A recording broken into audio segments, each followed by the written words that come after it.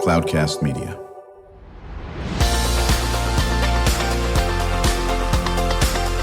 Drew Schlosberg Spotlight on the Community Show, amplifying the voices of social impact organizations, entrepreneurs, local nonprofits, and other community champions who shape the culture, creativity, and connectivity of San Diego.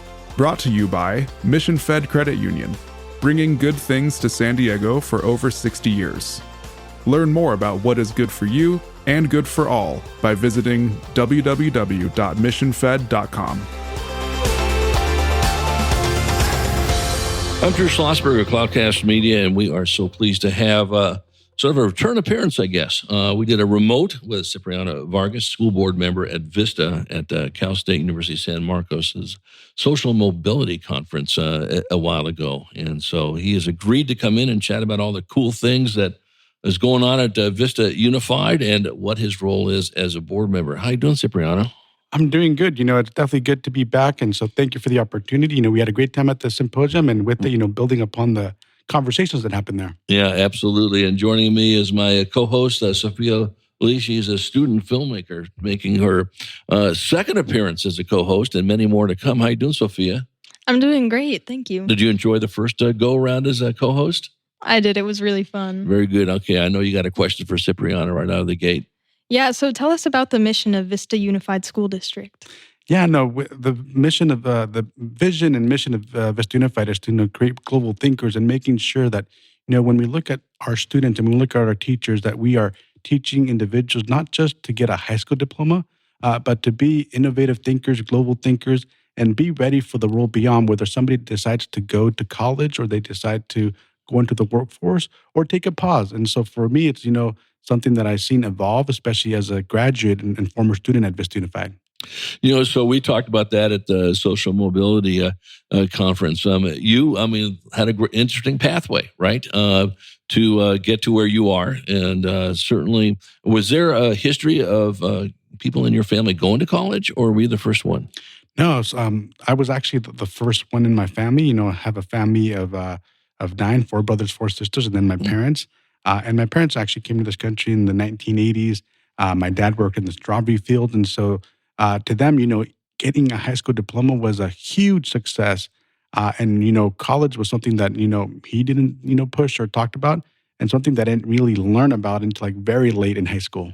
Right, exactly. So what was the motivation for you to say, listen, I'm enjoying this ride here. I want to continue and go get my college degree?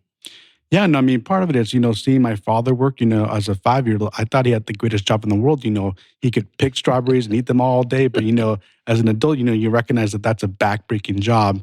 But also, when I was at Vista High, I had the opportunity to attend one conference, and it happened to be at Cal State San Marcos. And the conference was about empowering first-generation college students, Latino students, low-income students, and to see, higher education as a pathway and the opportunity to see those, professors and staff members that have done it before was definitely an inspiration. And it planted that seed that, maybe one day I could go to Cal State San Marcos. And this was like my freshman year of high school. What a role model you are, to say the least, on this. It takes a lot of grit to do this, takes a lot of courage to do it. Not the easiest thing in the world. And so I think, once you did this and then you got accepted to Cal State San Marcos, did you know what you were going to major in? Originally, I wanted to become a judge. I see the criminal justice system as a way, where big decisions are made and, the decisions that impact individuals and families. And to me, being a judge that, provided that empathy, but also provided that accountability. And so I started out as a criminal justice major. Most of my professors were actually sociologists. So I ended up falling in love with, the study of different institutions and how policies impact, whether that you're looking at education, you're looking at religion, you're looking at communities. And so to me, I gravitated towards that and, went into becoming a sociologist. But I really didn't know what I was going to do. And, it's one of those things when you look at people with college degrees, most, students switch their major 3 to 4 times at the university. Right. But even then, most people don't work in the major that, in the major that, they got their bachelor's degree in. Right. So when you graduated from Cal State San Marcos, what was your first job outside of that? Yeah, so I was so one of the things that I was fortunate about, I applied to Teach for America my fifth year at Cal State San Marcos, and so early on, I knew that I had a passion for education, and wanted to see this opportunity, and I applied early. So October of my final year, I already had a job secured. I already knew where I was going to be at, and I knew I was going to be teaching kindergarten in San Antonio, Texas, and to Oh me, my goodness! it was definitely a wonderful opportunity to get to do that. So how many people did you know in San Antonio? Zero. I did not know anybody actually. All I knew is, I lived in San Diego County. I grew up here and I wanted to get away from this area. But I also didn't want to get too far away. So I didn't want to go to the East Coast. Right. So Texas was the middle point. Right. Exactly. We're chatting with Cipriano Vargas. He's a school board member at the Vista Unified School District. I'm Drew Schlosberg. You're listening to another edition of Drew Schlosberg Spotlight on the Community Show. We are the nation's longest running community podcast. We're now in our 19th year, brought to you by Mission Fed Credit Union. 6 decades of just doing great things in San Diego County, joined by my co-host, Sophia Lee. She is a student filmmaker. Sophia, other questions you have for Cipriano? Yeah, so what are some of the programs at Vista Unified, especially for students pursuing post-secondary education or those who decide it's not for them? Yeah, so, interestingly, as a school board member, we get to, dictate policy, create courses. And so some of the incredible things that we've done in my time on the board is, typically students take about 6 periods in a semester. For us, we added a 7th period. Oh. And so that gives students more opportunities to take more courses that they may be passionate about, or if a student's in band and they want to take that, extra course, whether that be art, whether that be a language. So that's one thing that was game changer. It That's happened amazing, 2 years yeah. ago. And we see this as a benefit for all students, not just, for our high performing students, but also for those that, are English language learners, for our special education students, for people that are taking IB courses and they just want to take that course that, may be a passion of theirs. But the other thing is we also, have made the A through G requirements, which is what you need for the CSU and UC graduation requirement.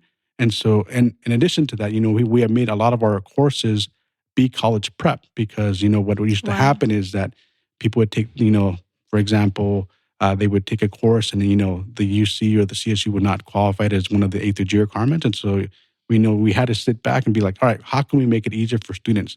At the end of the day, if a student doesn't want to go to college, it's on them, but at least that we open up those doors for those opportunities. In addition to that, we have also added, workshops for students. So think about this. Our elementary students get to go to Cal State San Marcos.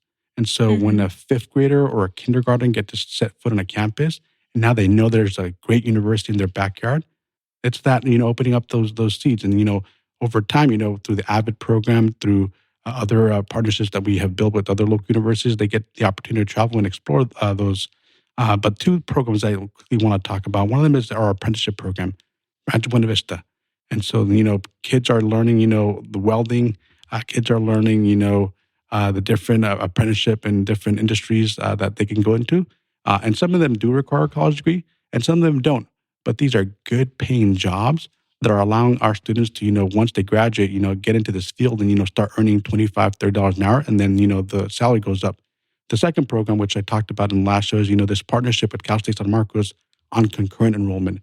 And so our students are being taught by a high school teacher and a college professor. The course is focused on mental health first aid, and they're getting college credit, and it costs them $0.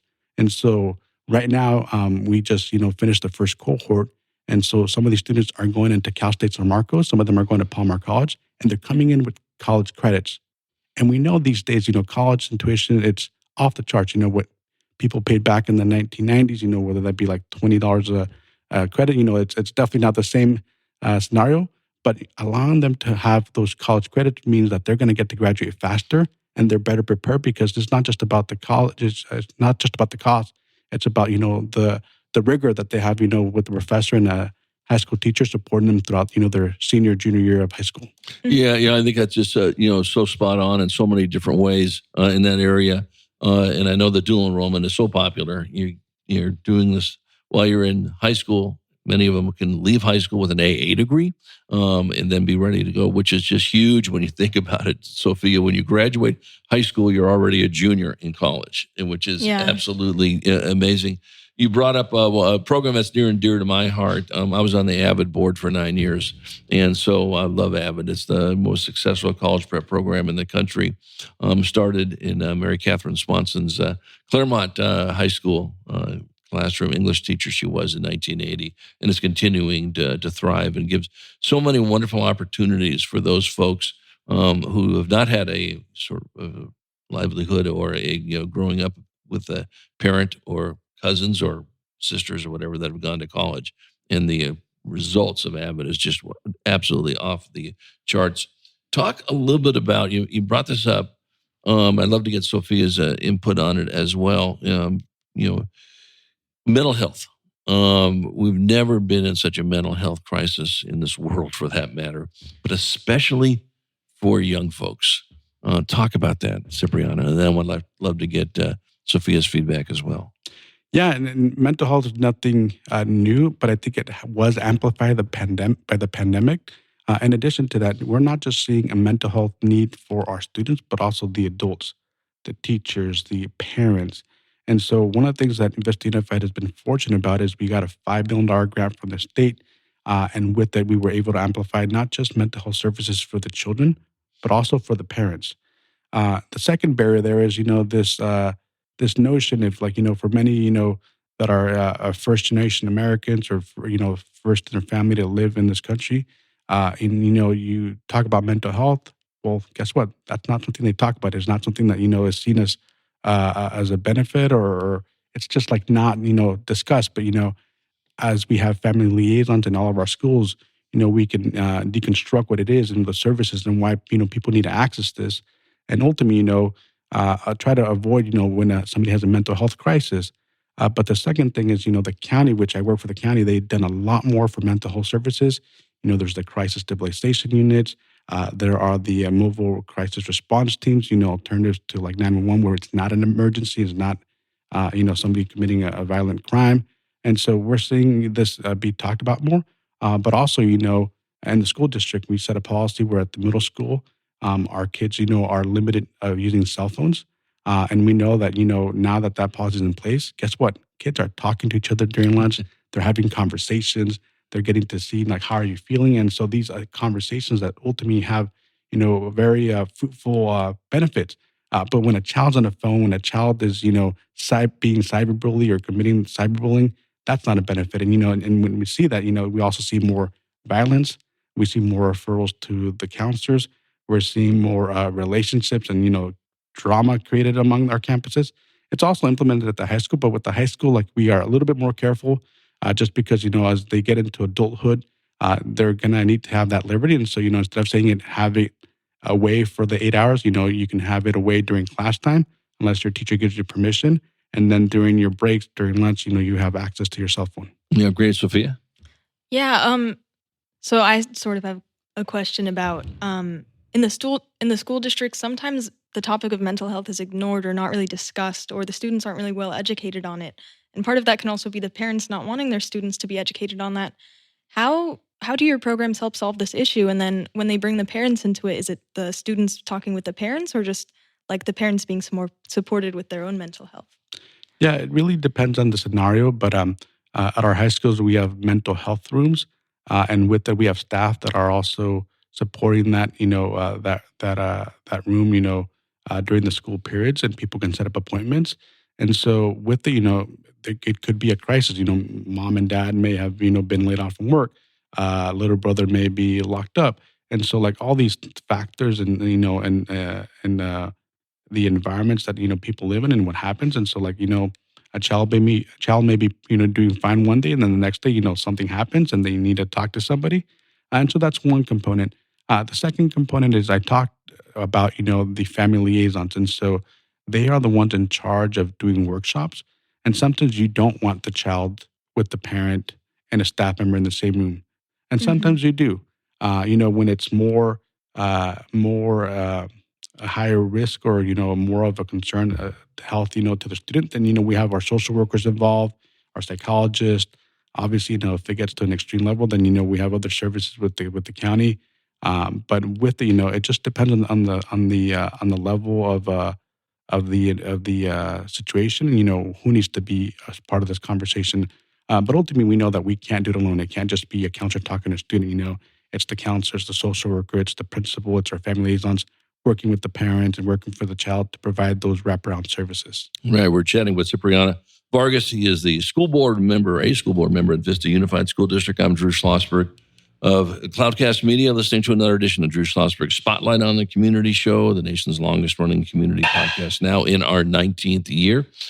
Brought to you by Mission Fed Credit Union. 6 decades of doing great things in San Diego County, from food insecurity to literacy to art, you name it, they're involved. Joined by my co-host, Sophia Lee. She is a student filmmaker. When we come back, we're going to continue the conversation with Cipriano. I'm going to ask him why and when he decided to become a school board member. That is a big job in itself. Many folks have like 16 jobs, and then they jump and do this. And when you serve students, I think it's a great thing. Cipriano, I want to find out about the motivation for this, and something that I know Sophia and I definitely want to talk about. And this is why we shine a light on the schools, and we do other shows called Future Pathways, Superintendents Unplugged, where we shine a light on all those 43 superintendents. There is so much good happening in public schools. You can't talk about it enough. And I think I want to talk about why some of this doesn't bubble to the surface when we come right back after this quick message. When you do your banking with Mission Fed, you get great rates on auto and home loans. That's good for you, but something good also happens for a lot of other people. We're not for profit, so we put money back into the community to help lots of great nonprofits to keep San Diego strong. So you're not just getting something good, you're doing something good. Come to Mission Fed. It's banking that's good for all. Brand amplification is the DNA of Cloudcast Media, and our code is the powerful blending of sound, voice, and storytelling to lift local brands and their communities.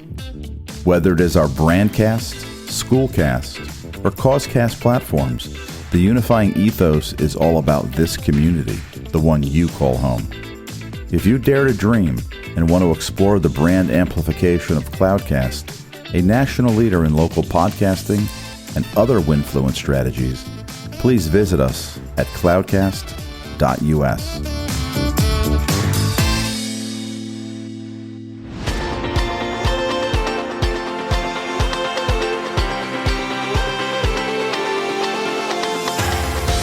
I'm Drew Schlosberg of Cloudcast Media, listening to another edition of Drew Schlosberg Spotlight on the Community Show.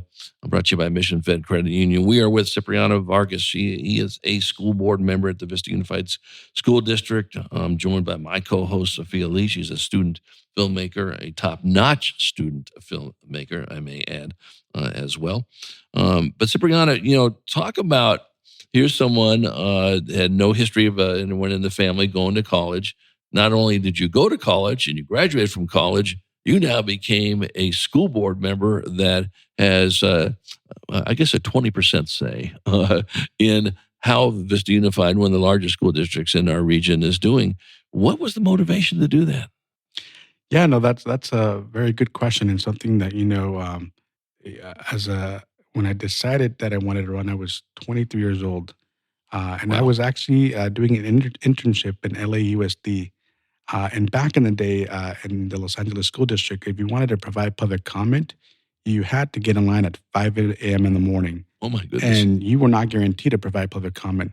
But also at that time, I got to see, board members and, board members that were definitely not attentive and not, listening to community, but also dozing off during the meeting. And to me, that's just like,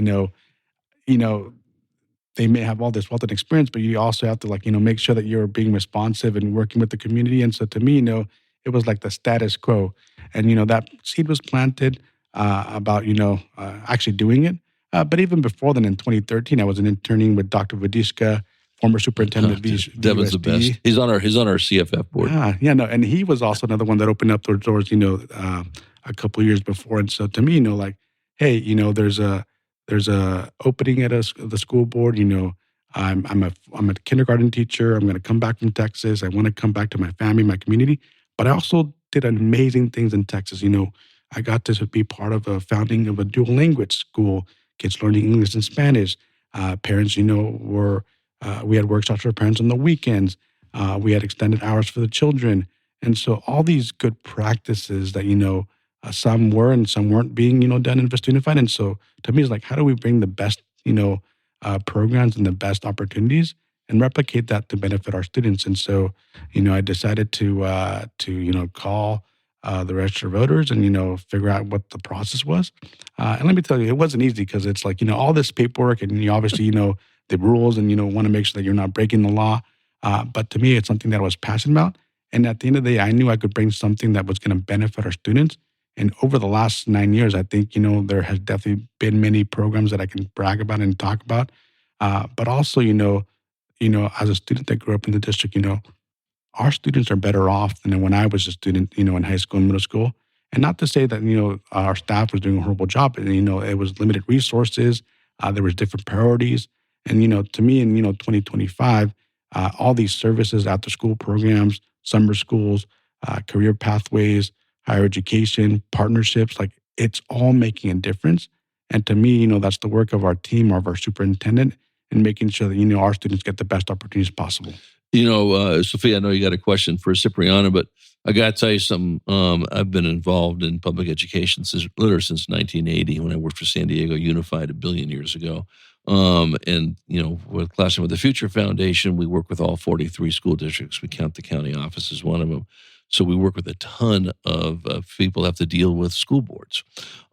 You are the poster child for what a school board member should do. I'm not trying to patronize you, but I've worked with a lot of them. And you got the right thing in mind. Your goal is to support the superintendent, is to set policy, and not get in the way and pretend that you're the superintendent, correct? And I think that's great. So I applaud you on that. We need more Ciprianos out there as school board members. Sophia? Thank you for that. Yeah, so you mentioned how different it was in Vista Unified back when you were attending school and how it is now. Are there any success stories that come to mind when you look at how the program has grown? Yeah, I mean, one simple thing is, many of our families are Spanish-speaking families. And so one of the things that we added is our family liaisons that are bilingual at all of our, school sites. And these family liaisons are in charge of being the first line of defense. If a family is going hungry, they're the ones connecting them with the food services, with the food bank, with other community nonprofit. If somebody's homeless, they're the first ones to all right, these are the services in our community. If somebody has, has a mental health crisis, they're the ones connecting them to the social worker, connecting with the district office and the appropriate staff. And to me, these are simple things. But when you think about it, for that child or for that family, these are life-saving services that, have a tremendous impact. The other thing I would say, being a proud graduate of Cal State San Marcos graduates over 50% of their students are first generation. And so, here in a couple of weeks, there's going to be over 4,000 graduates that are walking across the stage. Half of them are first generation college students. Wow. And 70% of them stay in the region. So that means that, many of them are going to be our teachers, our social workers, our entrepreneurs, our scientists. And to me, the beauty in that is that not only are we sending our kids to, go to college and, get a college degree, but we're keeping that talent and, full circle that, now they're getting to serve in the areas where they were once in those positions or where they were in the position of being the customer. Now they're the ones providing the services. But another, example of that is, what happens when somebody goes to college? Their younger siblings follow. And so that's true of my own family. My 3 sisters went to Cal State San Marcos. 2 of them are teachers and here in the county of San Diego. And the other one is about to walk and graduate from Berkeley here in a couple of weeks. And he's going to come back and a master's in computer science at UC San Diego. But we know that, this is something that we see as a pattern across many families. And once again, not to say that college is the only opportunity, but we also know that when people have a college degree, they have access to more resources, they have more job security, they earn more over the lifetime. And so there are many benefits. And one of the reasons, we preach about higher education and those opportunities to pursue after high school? I got to tell you something. One, promise me you'll make a return appearance on our show. And think about maybe bringing in a student if you want, or a principal or something to that effect. Because I think this story just needs to be told 75 times over. And I mentioned we do a program called Future Pathways Superintendents Unplugged, while we interview the county superintendents and so forth on this. We got to get Matt Doyle on that. Matt hasn't done that yet. I think you would love to bring him back. Yeah, well, I think you could probably have some influence on that one. But I think these are the stories that are great. And when you look at the example we just talked about. So here you're the first one in your family to go to college, right? And now look who's followed. Your siblings have followed. Probably their kids are going to follow, and all that business. And Sophia, when you bring that trajectory, and the key that you brought up is something that I know the Economic Development Corporation is going to love to hear. They talk all the time about we want to keep our educated students here in San Diego so they can work in our businesses, they can work in our, whatever the case may be. And that's a great example you have. Cipriano, good seeing you again. Thank you for coming up. I know you're on warp speed times 2 billion with graduations coming up and everything. And I'm glad you're going to make a return appearance somewhere down the road. No, thank you. And thank you for the invitation, Sophia. It's a pleasure to be here with you and share the spotlights and the highlights, because yes, you're right.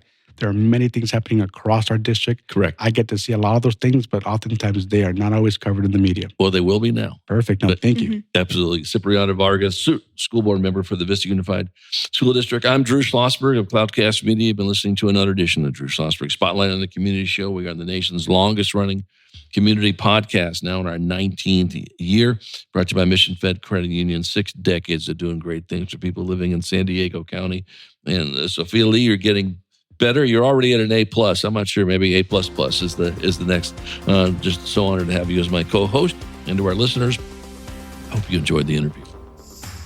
You've been listening to an episode of Drew Schlosberg's Spotlight on the Community Show, amplifying the voices of social impact organizations, entrepreneurs, local nonprofits, and other community champions who shape the culture, creativity, and connectivity of San Diego community. Brought to you by Mission Fed Credit Union, bringing good things to San Diego for over 60 years. Learn more about what is good for you and good for all by visiting www.missionfed.com.